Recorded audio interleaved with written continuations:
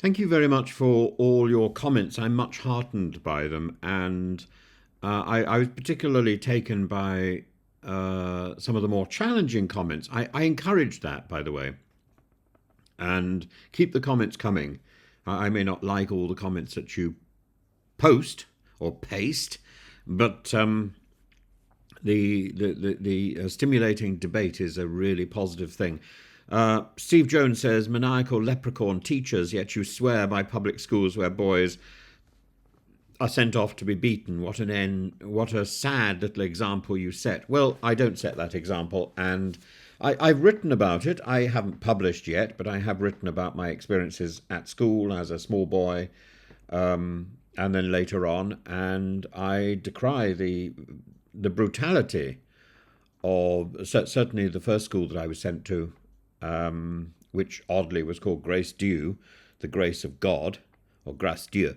There was a rather pompous art teacher who tried to pronounce it correctly. We didn't call it that. We gave the impression that it was something that you might have eaten at lunch, Grace Dieu, but it was a brutal, nasty place, and a little bit like a sort of 1970s version of Do the Boys Hall.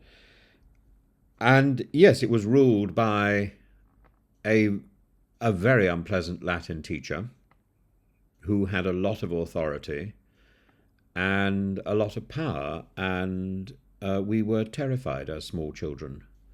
And I don't think that education benefits from reducing children to tears, and it's certainly not something I would encourage.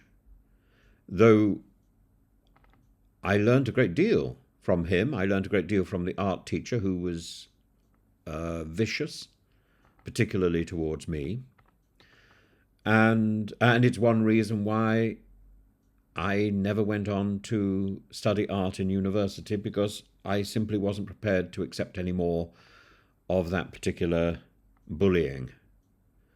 I don't think there was bullying in the schools I attended, because the bullying was so adeptly applied by the staff and by a particular group of staff members. I think the grown people who savage small children in the name of education, that isn't education. That is inadequacy. It doesn't mean it's not efficacious. It often is, sadly, and masquerading under the guise of religious education. It survived for a long time.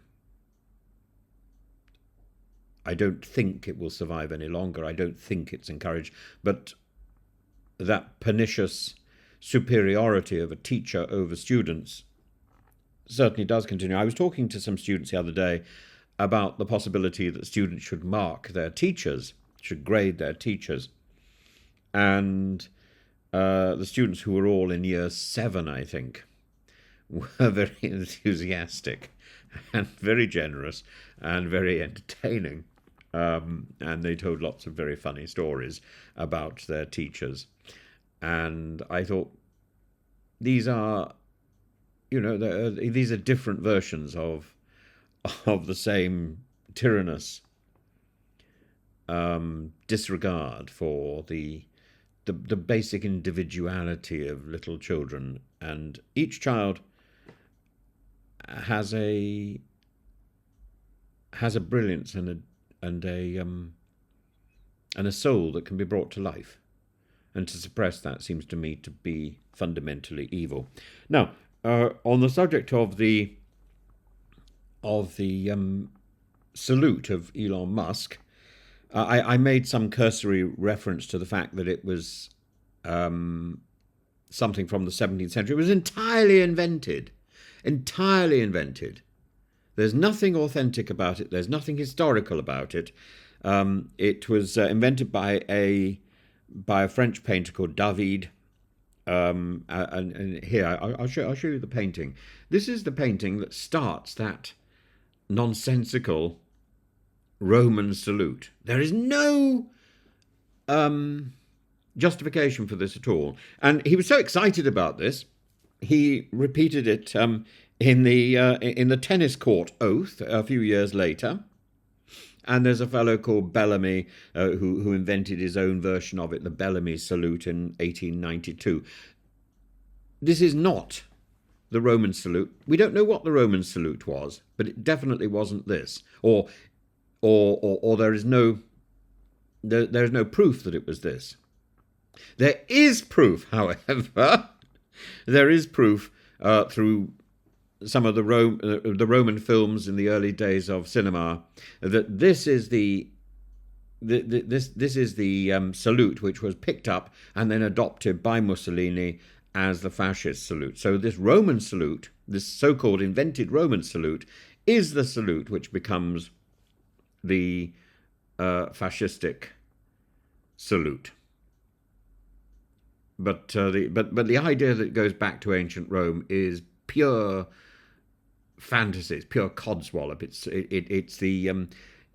the ravings of my own Latin teacher, who was a nasty piece of work. And yeah, and certainly I've written about him. I don't condone what he did. As for my promoting the idea of a public school education, I promote the idea of the best education. And the best education may well be in the private schools. Certainly the private schools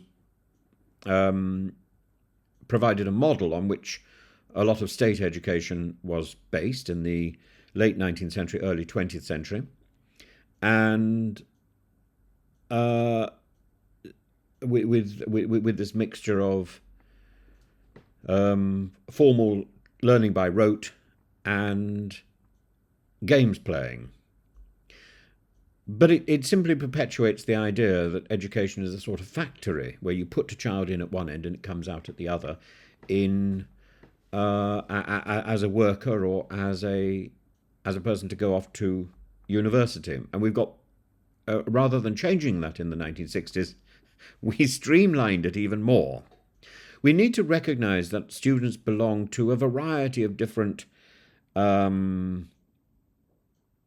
personality types, which we find in ordinary life as well.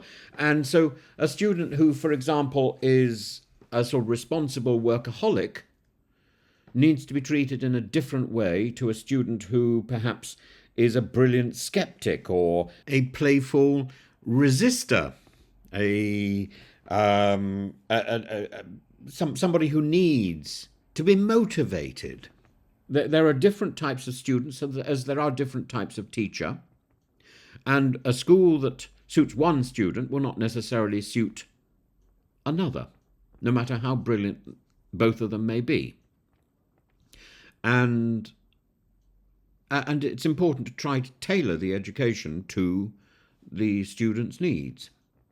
Now, the one school fits all size, the approach of the comprehensive education, is as foolish, in my view, as the idea of the private school, the public school ethos, where you take somebody in and you crush their spirit, and then you churn out somebody with a definable accent and an interest in rugby and cricket.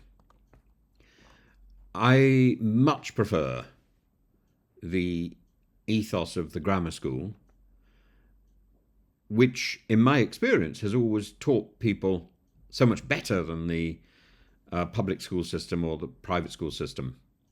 And for a while I taught in a grammar school and really quite enjoyed it. But any school is a good opportunity. But equally, any school can be a problem. And a school which isn't targeted to responding to the needs of the students, and a school which doesn't respond specifically to a student's particular skills and particular interests, is a school which is failing. Teachers at their best want to help individual students and want to help the classroom of their students. They're not necessarily best designed to provide lots of information. And today, in a world besieged by artificial intelligence, we should be able to bring that information into a classroom. So a teacher can actually focus on what they do best, which is to monitor, to inspire, and to mark the work of their of the children they're teaching, rather than to be seen as some sort of portable library that comes in and instructs. The instruction we can buy in. The good teachers who can monitor and guide and encourage their classrooms, that we can't buy in. That has to be created, and that has to be nurtured by good teacher training, by good experiences in the staff room, by good practice, the experience of a teacher who's been doing it for many years, who has an instinct for what the children in the class are doing. And that same instinct can work in a university as well. But that instinct has been crushed by so much bureaucracy, so much nasty staff room politics, and by the demand for so much information, so much data, which we can buy in. So Steve Jones is wrong in his assumption, and just as Elon Musk is absolutely wrong in his salute, but it is equally wrong to suggest that this is a Roman salute. It's not a Roman salute, except insofar as it is presented as a Roman salute in the David pictures. That is it.